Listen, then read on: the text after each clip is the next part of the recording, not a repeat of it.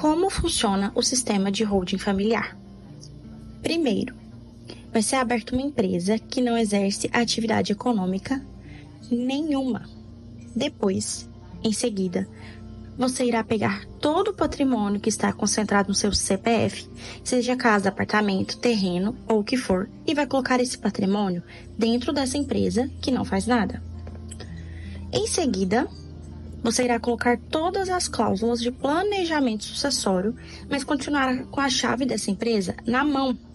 Ou seja, você vai continuar com o controle de todo o patrimônio e só irá fazer uma passagem figurativa para os seus filhos.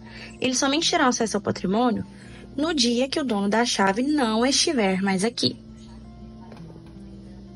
Esse sistema, ele evita o inventário e seu patrimônio não será dilapidado pelo sistema. Quer saber mais sobre o planejamento patrimonial? Siga a IDAR Holding Familiar.